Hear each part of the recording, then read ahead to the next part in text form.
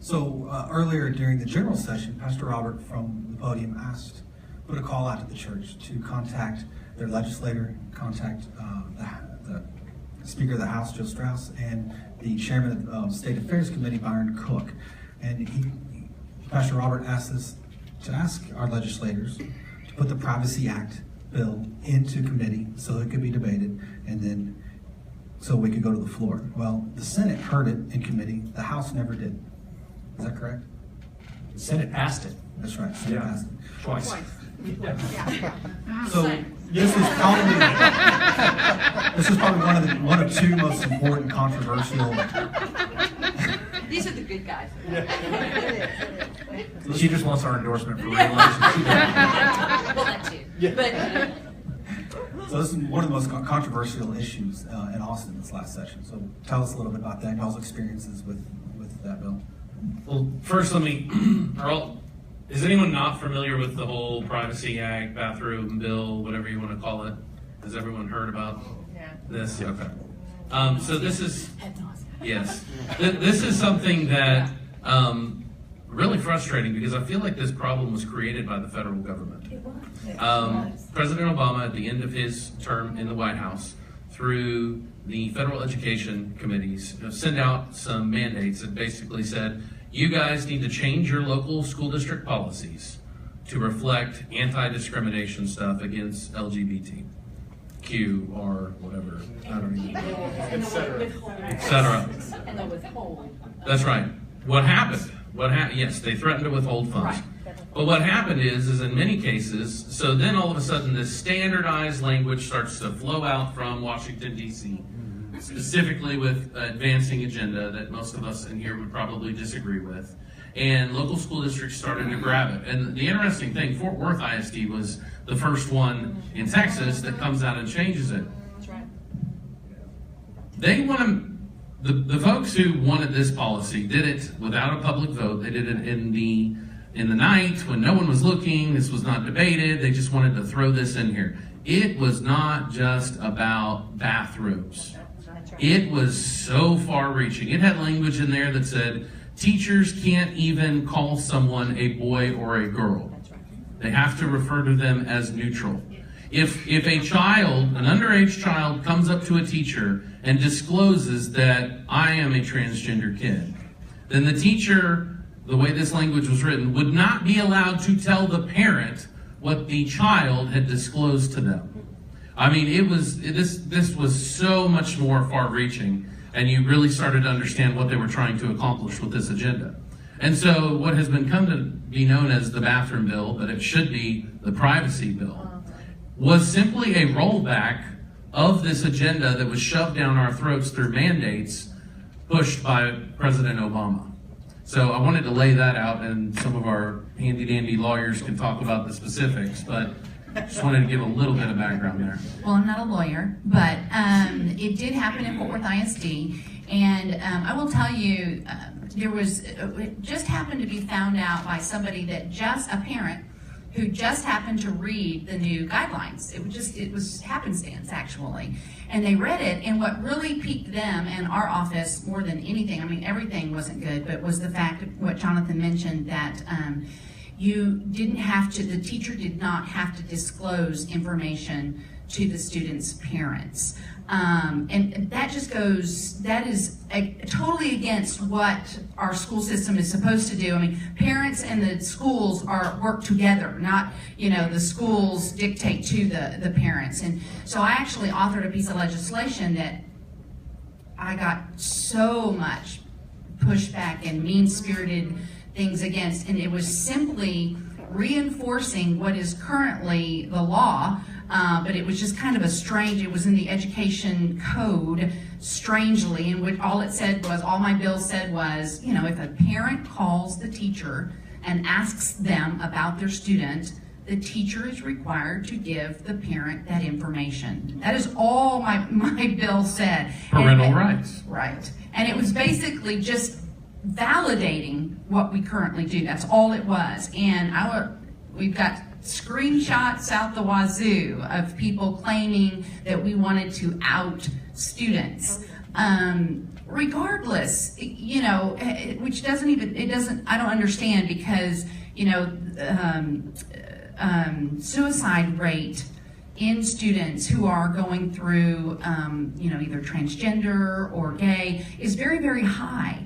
So that's when the parents should know. You know, the parents are the ones that need to be there for their child if they are experiencing things that are, you know, are troublesome, or if they're wanting to do, you know, commit suicide. So to me, it was a strange argument, you know. But anyway,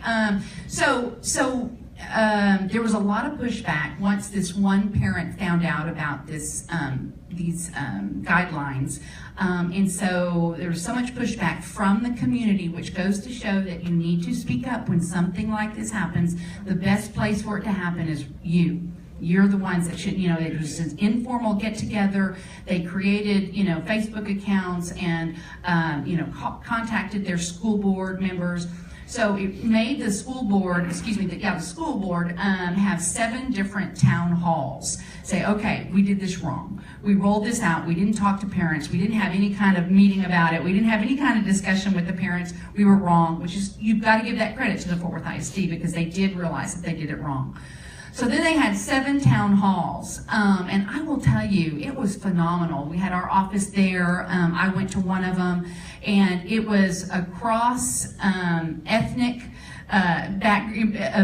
ethnicities. All different ethnicities were there, all saying this is not something that we want to do. We don't want our school to have, you know, we don't want children deciding that they're transgender and a boy who thinks he's a girl going to the girls' bathroom. It was across the board, which made the Fort Worth ISD rescind it all and go back to how they were before this all came through.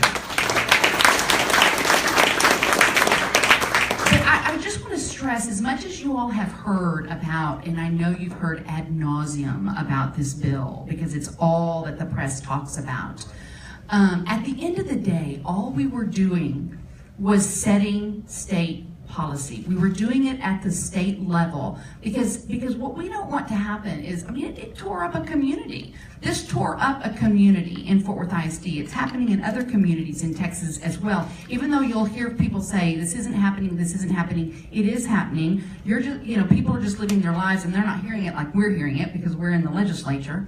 So it's literally tearing up communities, one after another after another. And what we thought was best, and what I thought was best, is that we handle this once and for all at the state level, where we debate issues, where we debate the issue and we just set a policy. And all we were doing, we weren't changing it.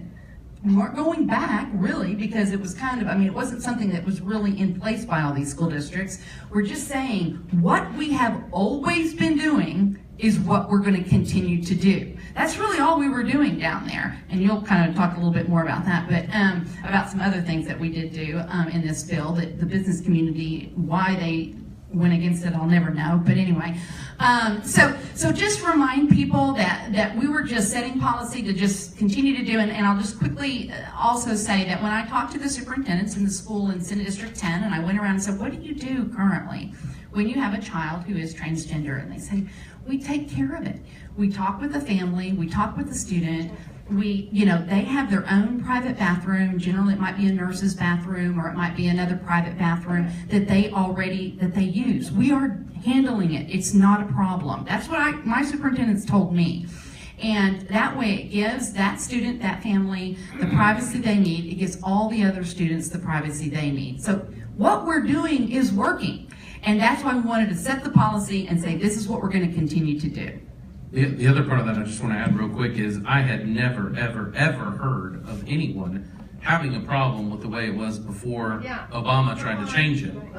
Okay? So that shows you right there what the motives were. They weren't trying to fix a problem. They were trying to further the culture war. Okay? Which is, in my opinion, a rejection of the way the world works, but, and I can say this hopefully clearly here, is a rejection of the Creator. That's right. That's right. That's what it is. I guess most of the time when I talk to people, they had heard that the bill makes it illegal for someone to go in the opposite restroom. Did you guys hear that? Was that your understanding of what the bill did from the media? Because what the bill actually did with the business community is, you can think of it as two separate bills into one. For businesses, it simply said you can't sue a business for having two separate bathrooms, one for males, one for females. That's all it said. You can't be sued for doing that. So it was protecting them. So it was protecting businesses. And if Target wants to have a bathroom policy that allows transgender individuals to go to the bathroom of their choice, they can do that. Right. If you disagree, you can have your business do it, and you can't be sued under the non-discrimination laws that a city might implement. So that's basically all it did. It protected businesses on the business side. On the government side, well, the government's the owner of public schools and government buildings, so we have to set a policy. And what it said was, we're going to go back to the policy that had been in effect since they created communal bathrooms, basically. So it basically said we're going back to pre-2015, before all this craziness occurred. And that's basically all it did. And people are like, it isn't a problem? No. In Fort Worth, it was an issue, and Fort Worth luckily reversed. In my district, Coppell ISD, without telling parents, had a transgender kindergartner who they were allowing to use the restroom with kindergarten girls, and obviously 5-year-olds aren't very discreet sometimes, and when one of their classmates is going to the bathroom standing up, they like to see how that got engineered. So yeah, they had some questions after that, and came home, and the parents were telling me, I don't want to do anything to hurt the school. I love the principal. I love my teacher, but this is crazy, and I don't want my kindergartner coming home asking questions like this. So I talked to the school board, the superintendent. What they said is, yes, this was the policy. Our lawyers have advised us that even though Obama's Title IX guidance had been rescinded, that it's still a legal threat, and we don't want to be the test case for it. So until we get definitive guidance from the state, we are going to continue to implement the guidance. And if anybody has a problem with that, then the girls who have a problem with it, whose parents have a problem with that, can use a separate restroom. So everybody has to be accommodated except for the one student. So that's basically their policy. They said, give us some definitive guidance. What we were trying to do is give them the definitive guidance they need. Yeah, and I'll just follow up on a few things that I think are important, that everybody keeps saying, why are Republicans, or why is Dan Patrick, or why are these people so concerned with the bathrooms? Why is it? Well, to be honest with you, it was the federal government, but before that it was local governments. It was Charlotte, it was Houston, it was Fort Worth ISD, it was Dripping Springs ISD. These local governments that started promulgating these rules to go outside what I think their intended bounds were, to force these kinds of issues. That's the only reason. Remember the HERO ordinance in Houston a couple years back that got defeated at the ballot box was kind of the thing that started all this. And so it's not the state level Republicans. Matt, can you explain what that HERO ordinance would have allowed? Yeah, well, that one was so far-reaching. That was it was basically a non-discrimination ordinance that said that added sexual orientation and gender identity to their non-discrimination ordinance, which would have impacted not only the government building but the private buildings as well. And that's where. And practically, though, how does that play? Explain how that plays out. Well, so I'll give you a great example. King County, Washington, up by Seattle. They had one of these non-discrimination ordinances on the books. And so one day this man goes to their workout facility and goes into the locker room, into the women's locker room, and he just sits there. And he watches women undress. And then he comes back and he sits there while these underage girls who just finished swim practice are undressing and changing and everything, just sitting there. And they say, sir, you cannot be in here. You can't just sit here and do this. He goes, that non-discrimination ordinance that y'all just said, you can't discriminate against me. If I feel like going into that locker room, I can go into that locker room. You're not claiming to be transgender, not claiming to go through a transition process, not claiming to be anything other than a man who wanted to go into the women's locker room. And they reread their ordinance. They're like, yeah, I think he's right.